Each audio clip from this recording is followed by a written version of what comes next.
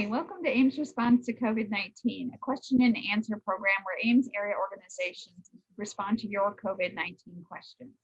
I'm Susan Guiasta, Public Relations Officer with the City of Ames, and on today's show, my guest is City Attorney Mark Lambert. Mark, welcome to the show. Thank you, Susan. Well, we've had just a couple of questions recently, and they're both very timely. With so many more people getting vaccinations and now getting both injections, we're getting inquiries on whether those people still must follow the city's face covering ordinance. And I thought, who better to answer that question than our own city attorney? The short answer is yes. You still have to follow the face covering ordinance, and that is in effect until June 30th of 2021. There are no exceptions to the face covering ordinance in terms of people being vaccinated. So just because you're vaccinated doesn't mean that you can stop wearing your face covering when you're going into public places. You still have to wear it under the ordinance. Can you again just sort of summarize those restrictions that are involved in the face covering ordinance? Yes, it requires you to wear a face covering when you're at any place where the public's invited in, and you have to wear a face covering while you're inside the building.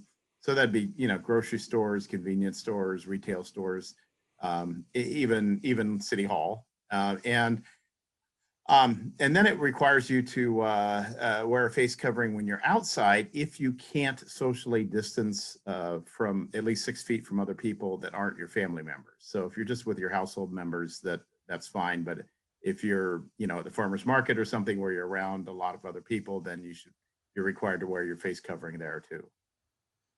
So another question that we're getting it has a lot to do with the governor's suggestions and mandates. You've been following those pretty carefully. One question I get is, how can the city of Ames have stricter policies than the state of Iowa? Well, there's something in Iowa called the home rule, and that cities have home rule authority, which means that we can make our own laws as long as they don't conflict with the state laws. In this case, we have made a law that's more restrictive than the state. Generally, that's allowed.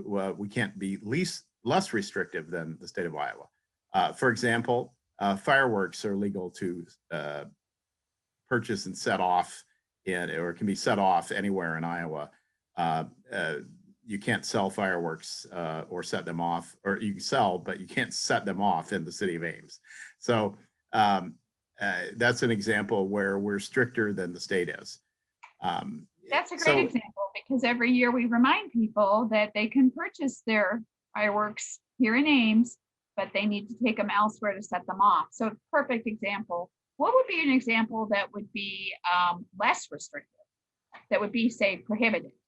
Well, for example, we could not set a drinking age in Ames at age 19 when the rest of the state is 21. The state has set the floor on that. And so even though we have home rule authority, we can't, set a lesser age for drinking than the state of Iowa has. Well, that's fairly helpful. I think that really will help clear things up for people who wonder about the state and city differences. Again, we can be more restrictive than the state law, not less restrictive. Right. Thank you. Is there something that you're curious about? Let us know. Send us your COVID-19 questions directly to our COVID-19@cityofames.org email. It could be featured on a future episode of Ames Responds to COVID-19. Finally, remember that the City of Ames has COVID-19 information on our website. Go to cityofames.org/COVID-19. Thanks for watching.